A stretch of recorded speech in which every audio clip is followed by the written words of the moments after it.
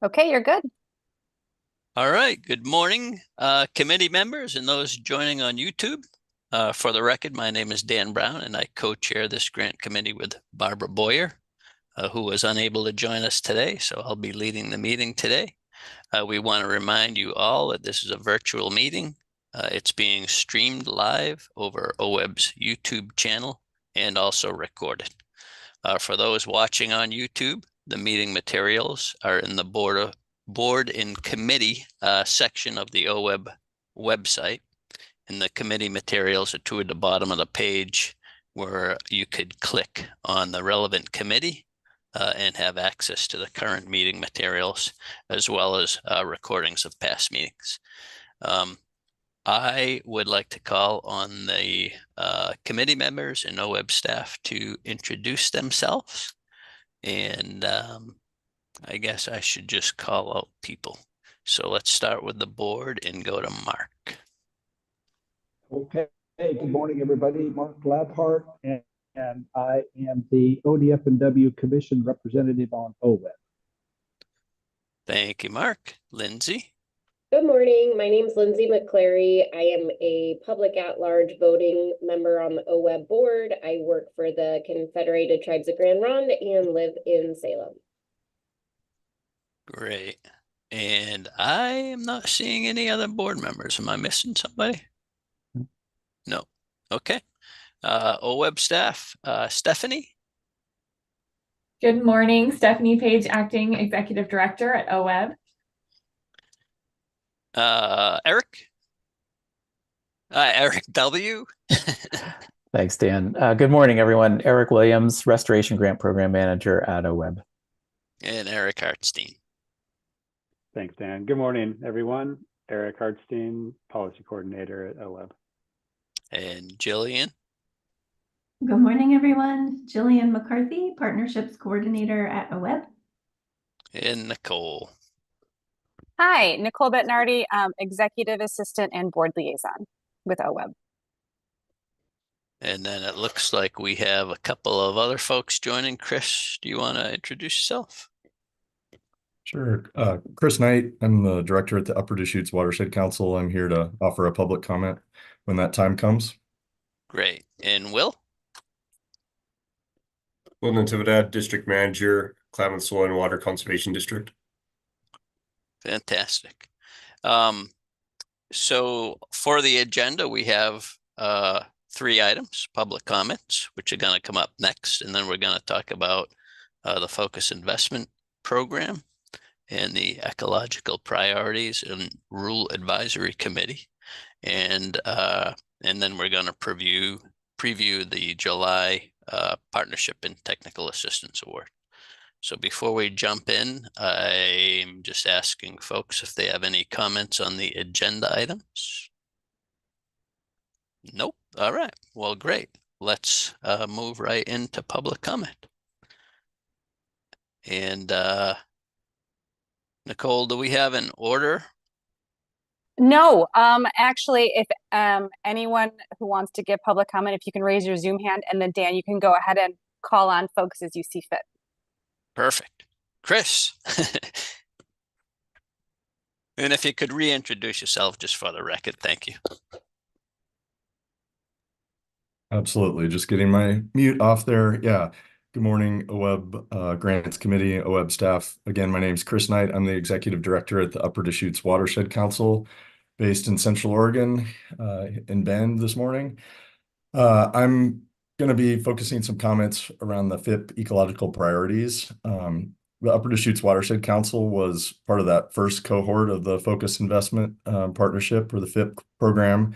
We were part of the Deschutes Partnership, which also included the Deschutes River Conservancy, the Crooked River Watershed Council, and the Deschutes Land Trust. All our funding for that FIP has been allocated, but the Deschutes Partnership continues to work towards the goals of our larger strategic action plan, which had a much longer time frame. But the Deschutes Partnership, its FIP was under the aquatic habitat for native fish ecological priority, which is focused on anadromous fish. And because of that, our FIP was focused on supporting the reintroduction of salmon and steelhead to places like the Crooked River, the Metolius River, White Shoes Creek. So, I understand that OWEB is now starting a review of your ecological priorities for the FIP program, which happens every 5 years. And I understand, the outcomes for that process could be keeping the same ecological priorities, revising the priorities, eliminating priorities. But I wanted to share today, several of the partners from that Deschutes partnership, including the Upper Deschutes Watershed Council, Deschutes Land Trust, Deschutes River Conservancy. We're now working on a new strategic plan focused on a different part of our basin, upstream of Bend or south of Bend, if you will. We have a partnership technical assistance grant from OWEB that's supporting this work to develop this strategic action plan. And we do hope that the development of this plan leads to a future FIP application to OWEB. Currently, this work in the Upper Deschutes would not fit within a FIP ecological priority. The impetus for this new work in the Upper Deschutes is in part related to the need to restore habitat for the Oregon spotted frog, the only aquatic species listed under the Endangered Species Act in this part of the basin. And the Upper Deschutes is a critical stronghold for this species across its larger range. That said, the need for restoration in this part of the Deschutes Basin is not just about Oregon spotted frog. Restoration in this part of the Deschutes Basin has not gone forward in the past because of dramatic flow fluctuations, very low flows in the winter, much higher flows in the summer related to irrigation storage. But in 2020, the Deschutes Habitat Conservation Plan was finalized, the HCP we call it. It creates flow requirements for the winter months in the Deschutes River that will increase over the course of this 30-year plan. Large-scale piping of irrigation canals in our basin is underway and being planned, and water conserved through those canal piping projects will provide more water for the river. The take-home message here is that the HCP creates the conditions for restoration actions to move forward that will benefit all aquatic species in the Deschutes River, not just Oregon spotted frog. So as we're creating this new strategic action plan in this part of our basin, we're not focusing on a single species, but rather broader habitat needs for the river. Restored stream flow, restoring an oversized river channel that's eroded over time, restoring off-channel habitats and riverine wetlands, wet meadows, riparian areas, all of these things, all of these habitats that will support all aquatic species. So wrapping up, my comment today regarding updating the FIP ecological priorities would be to not focus on an individual species, but rather take a broader habitat focus. An example could be a freshwater aquatic habitat priority separate from a native fish category. Or another example could be just updating the aquatic habitat for native fish priority to be more inclusive beyond just fish. For example, it could be aquatic habitat for native fish and other aquatic organisms. This would support work not just for the Upper Deschutes, but for all other organizations and geographies striving towards conservation efforts to support a broader suite of aquatic species. Thinking of mussels or turtles, frogs, other amphibians, and also native fish, of course. Appreciate the opportunity today to make public comment. Look forward to hearing more about your process for updating these ecological priorities. Thanks. Thank you, Chris. Much appreciated. Was that all we had signed up? Would anyone else like to provide public comment on this meeting? Please raise your Zoom hand. Seeing none, as a reminder, we have received no written public comment for this meeting. And then I'll hand it back to you, Dan. Great. Thank you very much. And thanks again, Chris. That was very informative. So we are moving into agenda item 3, which is to discuss the approach to the upcoming FIP Rules Advisory Committee and setting the FIP ecological priorities that Chris was just commenting on. And if I remember correctly, Eric Hartstein, you're gonna lead this? Great, thanks. Yeah. I'll hand it over to you. Great, thanks, Dan. So I'm gonna share my screen.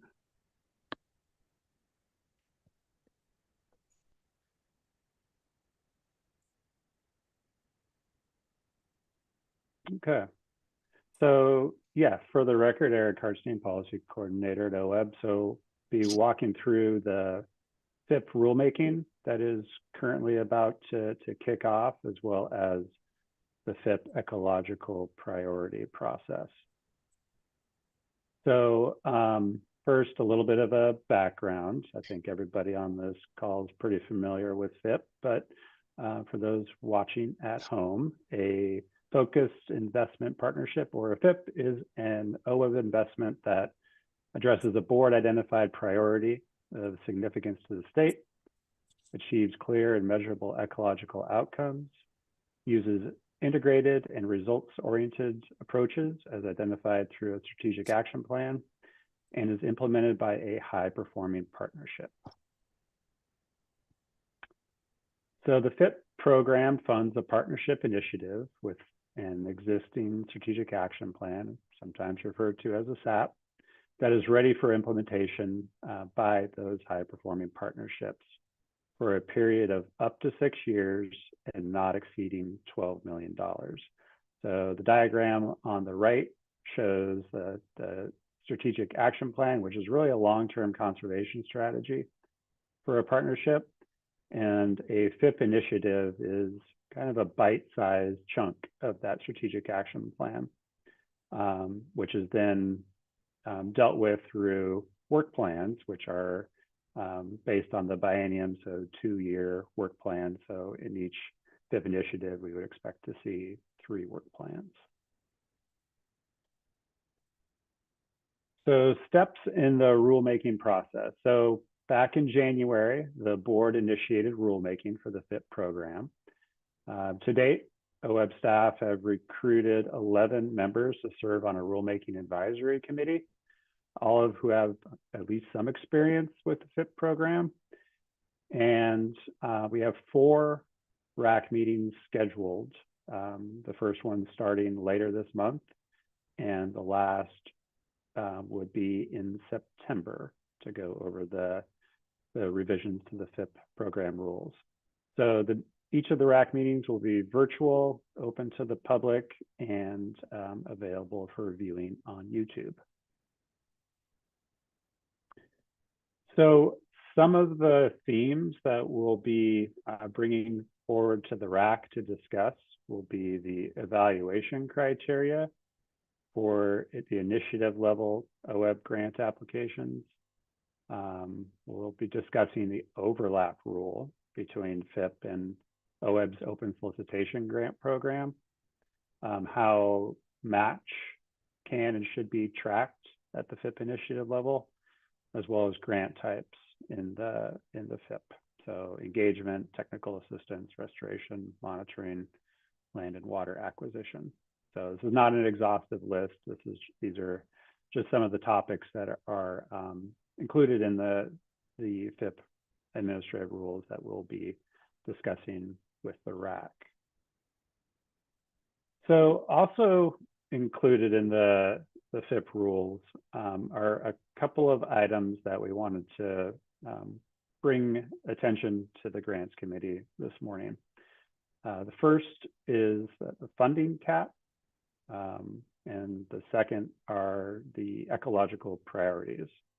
So the funding cap in rule is currently $4 million, and that dates back to about 2015 when the FIP program was first getting set up, that the board wanted a cap and settled on that $4 million number.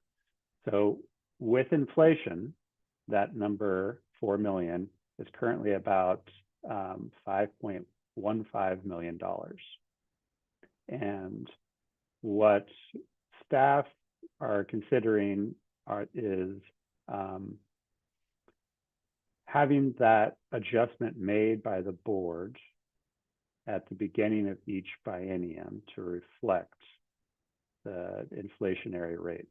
So we would propose eliminating the $4 million cap and rule, and then at the beginning of each biennium, the board would set the cap based on, a $4 million baseline, what that number might be adjusted for inflation. So I'll get into a little more detail here in the next slide. But that's what we're considering right now when it comes to the funding cap. Ecological priorities. We have a few slides on this as well. The current language in the rules just says that the board will approve ecological priorities and then review those at least every 5 years. And, as we've heard with public comments, we know there's a great deal of interest on the ecological priorities. And if the rules remain the same, staff will be conducting pretty extensive engagement on these ecological priorities to see where adjustments should be made. The board could decide that we don't need to have ecological priorities stated in rule, or it could also go to the other end where we could actually have those priorities explicitly noted in rule. Right now, like I said, it just says that there will be ecological priorities. So a little bit more on the funding cap. Again, $4 million was the original cap set back in 2015.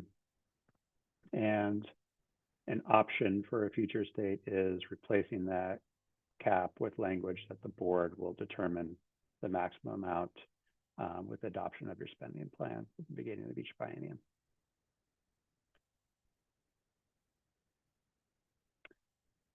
For the ecological priorities, again, FIP rules state that the board will adopt and review ecological priorities every 5 years. The rules do not describe what the priorities are, and staff do recommend keeping this language that is currently in rule. And just as a reminder, the last time the board reviewed and approved priorities was in 2020. So that means that ecological prioritization process would be kicking off here for 2025 if the rules were to stay the same. And as a reminder, here are the current OWEB board identified FIP priorities. We have oak woodland and prairie habitat, sagebrush, sage steppe habitat, coho habitat populations along the Oregon coast, Oregon closed lake space and wetlands habitat, aquatic habitat for native fish species, dry type forest habitat, and coastal estuaries in Oregon. So here is a draft ecological priority review timeline. So it would kick off really in January of 2025, where the board would consider and hopefully adopt the FIP rule revisions. And then solicitation for FIP cohort 5 would begin with the existing ecological priorities. Probably be looking at spring of 2025 for that. Might be a little bit earlier, depending on the extent the rules are changed, but we're probably looking at that late winter, early spring timeline for kicking off cohort 5. At about the same time, the process for reviewing the ecological priorities could be initiated. So we would include a pretty robust engagement with folks to review and refine existing priorities and determine if new or additional ecological priorities are warranted. Moving along the timeline, we go to April of 2026, and we would have the board approving cohort 5 FIP initiatives. Again, there's a little bit of flexibility here that if we're able to get that solicitation out a little bit earlier in spring 2025, we could conceivably have this in January of 2026 as the board approving the cohort 5 initiatives. And then again in April of 2026, we would bring to the board consideration of any revised or new FIP ecological priorities. So I'll stop there and see if there's any questions and open it up for discussion, particularly on that funding cap piece.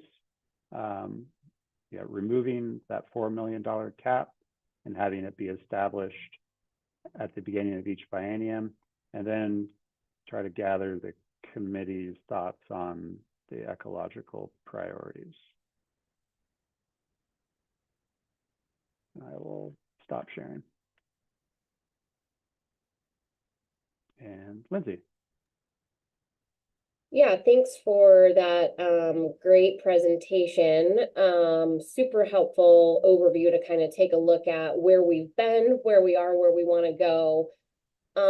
Couple thoughts. I really support taking a look at the cap, because I think that that's probably long overdue, especially with inflation and just the cost of, staff time and on the ground restoration projects. Those costs have continually gone up. So I think that is really smart and would make partners be able to do the best work on the ground with the right amount of resources.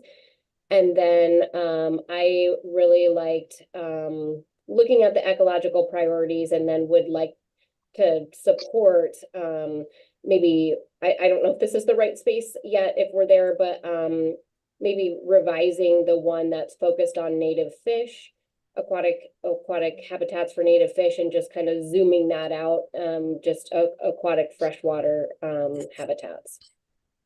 Those are my comments. Thanks, Lindsay. Mark's got a comment. Yeah, since there's only three of us, we don't. There's not a lot of people to comment. But well, I would also recommend maybe Eric, if you, since we don't have the entire committee here today, make sure that you send this out to them and ask them for their opinion. Offline. We would like to get their opinion.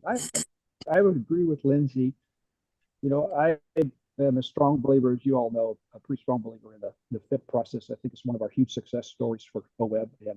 But there's always an opportunity to take a look at how we're doing business and see if there's opportunity to help improve it or modify it to address some other issues that are raised. And so I think this is a good process. I don't have any specific comments and any kind of negative comments at all. I think we're on the right track. We still got a long ways to go as we roll this out. So we want to make sure that we have good public input, make sure that all the folks out there that are interested in this program have an opportunity to comment. That would be my only advice, is there to make sure that we really roll this out, which is, of course, OWEB does a good job of doing that. So that's my thoughts. Thanks, Mark. Thanks, Mark. Well, I'll as the third person, I'll make a comment as well. I agree with the sort of annual funding decision. I mean, it seems like we do that already as a board. We're always like, how can we fund the most of these projects? And we're always kind of talking about the funding. So it does make sense, in my opinion, to make that part of the formal decision-making process, even though I'm a non-voting member. I've always been curious about the ecological priorities as part of the decision-making process. And I don't know if it's sort of beyond the scope of the RAC, the Rules Advisory Committee, but I'm kind of interested in people's opinions about how the ecological priorities could or maybe not play a role in decision making. And what I mean by that is, like, when we're at that really tough decision making point where we have these great projects and we can't fund them all, and they're all good, and we have to make these really tough decisions. I've always been curious about the representation of the ecological priorities in what we're funding, and whether or not it makes sense for OWEB to, and I mean, we talk a lot about diversity and this would be diversity of funding of ecological priorities. I don't know if that's important or not. It's always just been something I've been very curious about. So in other words, if through that decision making we get to the point where, we have 2 or 3 projects that, we got to pick one out of those to meet that funding line, do we want to consider, what ecological priorities they represent and whether or not one of those ecological priorities has not received a lot of FIP funding in the past and therefore might be kind of elevated to be the one that's picked. Again, I'm not suggesting that. It's something that twice now I've been through this decision-making process and I'm always like, how do these ecological priorities actually fit in? So I don't know if that would be, something that the RAC members would have some input on or other board members would have some input on, but it's a question I ask myself every single year. Lindsay? Yeah, thanks. Just a thought that came to mind, Dan, as you were kind of talking about that. I suspect this is already on OWEB staff's mind or list. But during this process with the board and the RAC, is there going to be sort of a list of the, I think, 7 priorities that are currently there now? And then underneath that, just a list of what FIPs have been funded under there, just to kind of check on, kind of looking back on where we've been, where investments have been, and then looking forward. I suspect you guys are already thinking about presenting that type of information, but I'd be curious to know, under the 7 categories, what are the list of funded FIPs under there? Do we have a list of that now? So does staff track that? I mean, of what we have, how many projects have been funded under that category? And if there's any that are like really lacking, do we have any data on that already? We have maps set up that reflect all of the funded FIPs since the program initiative and which priority that they are implementing in the program. Would it be difficult to get that, Eric? I don't want to create a bunch of work for you, but I mean, that would be interesting to see if there's one of the priorities that, we haven't put hardly any effort into that one, and it's a priority. No, we can send that to the committee really easily.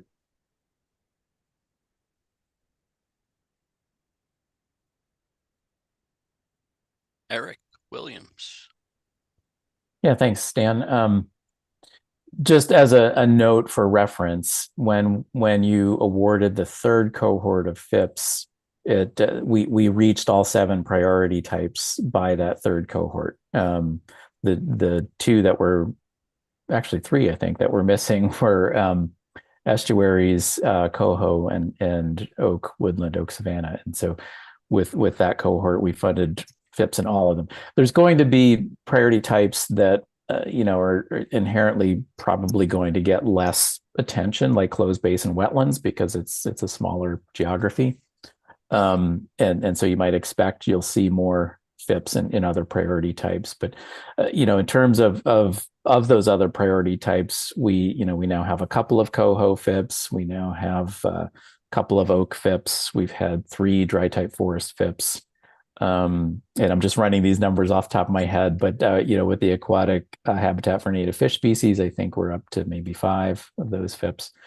Sage grouse, we've got a couple now, 3 actually, with the last award. So I feel like while we didn't directly, articulate in rule or in process that we wanted to strive for that as an evaluation criteria, it happened organically, from my perspective, because we have really solid partnerships throughout the state. And, they've all been working on these habitat types for really decades. And so the infrastructure was there to support really successful partnerships. And approaches in each of those 7 habitat types. From my perspective, I've been really pleased with that. And having taken only 3 FIP cycles to achieve that, I think is pretty good, and a pretty good indicator of how widespread the program's reach is. Agreed, and I'm not trying to make something out of nothing. It's just something that goes through my head, and I wanted to just put it out there for other people who are way smarter than me to consider and advise us on. All right. If we have no more questions, oh, go ahead, Lindsay.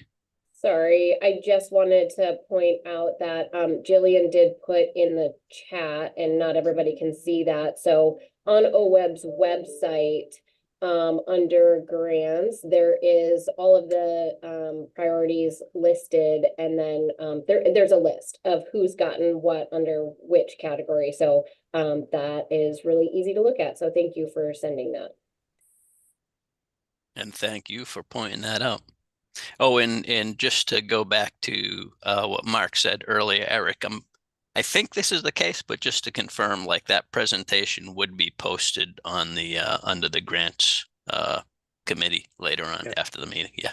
Yes, okay. Absolutely. So for folks on the YouTube and to address what Mark said earlier, those slides will be available. All right. Now I think we're ready to move on to the last agenda item, well, second to last agenda item, which is to preview the July Partnership Technical Assistance Awards. And I think Eric Williams is going to take the lead on this one. All right, thanks, Dan. This one I think will be somewhat brief. We wanted to give the committee a preview of what's coming before the board in July with respect to the Partnership Technical Assistance grant offering that was made available recently.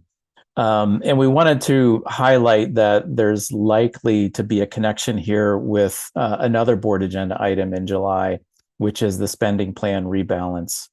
And that is something that occurs at the July meeting mid-biennium, each biennium, where we're able to ask the board to allocate the additional Pacific Coast Salmon Recovery funds that we receive and make any other adjustments to the spending plan. And so you'll see a staff report for that, as well as a staff report for the Partnership Technical Assistance grants. We wanted to highlight this because the Partnership Technical Assistance grants, I think, is a unique opportunity that OWEB offers.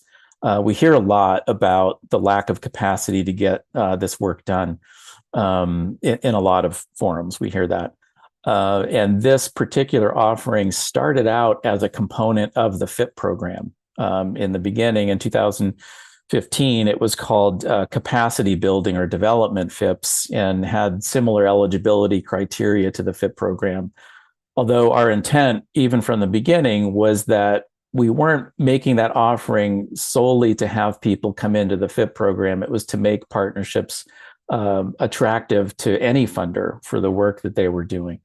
And over time, we realized that because there are so many active partnerships in Oregon doing a lot of really good work on restoration and acquisition, that broadening the eligibility for the offering just made sense, because it was our intent all along that it wasn't only a precursor to the FIP, but it was really intended to put partnerships in a good position for attracting funding.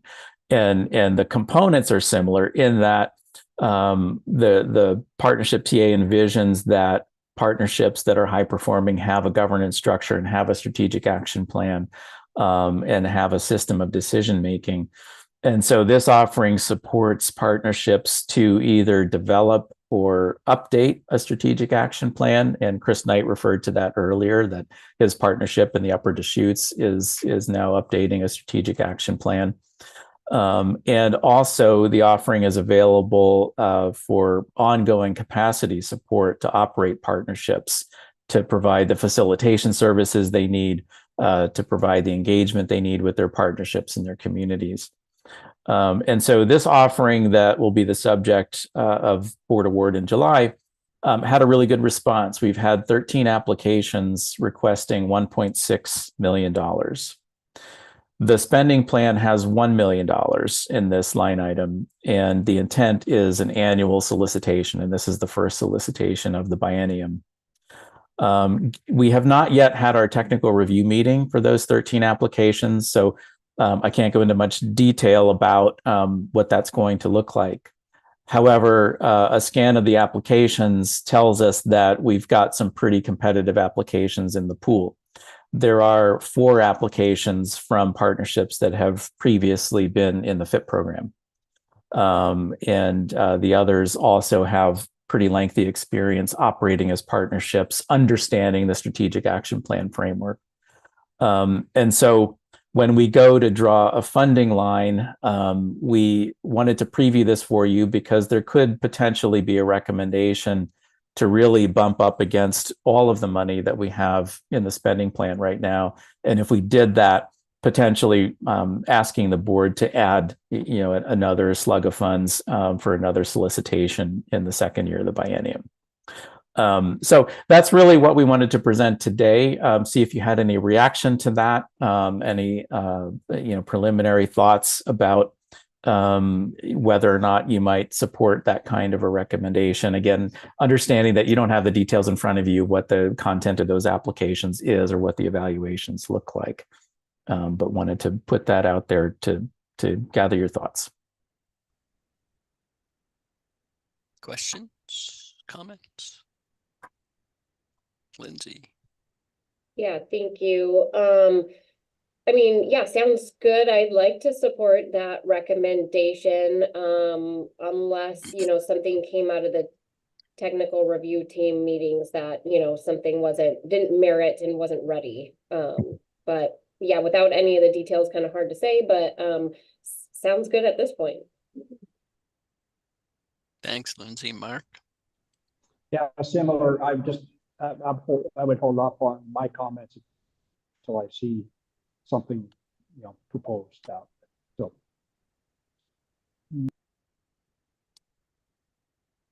Yeah, and I couldn't agree with you more, Eric, in terms of the importantness of these technical assistance grants. I mean, restoration work doesn't generate income. And so the only way I think we're going to get that, and I think the reason why Oregon has, phenomenal restoration work going on across the state is due to OWEB and not just supporting projects, but supporting the teams that actually put those projects together. So so that's my only comment is I couldn't agree more. It's these technical assistance grants and the capacity grants are incredibly important for the state of Oregon. Thanks. And we recognize that you'll need to see the context of the entire spending plan, with that item before making any decisions. But we just wanted to check in and see if there would be any heartburn over potentially adding funds to that line item, knowing that it's going to be a pretty competitive round. So thanks for that input. Much appreciated. Yeah, there's never heartburn for me for adding dollars to programs so we can spread our wealth around. But there could be heartburn if it means not adding funds to another line item that you think is a priority. So not adding is one thing, taking away is another thing. That's right. So all right. Nothing else on agenda item 4. Thank you, Eric Williams. The only other thing we had on our agenda was just other business. Does anybody have any other business they want to talk about? Mark?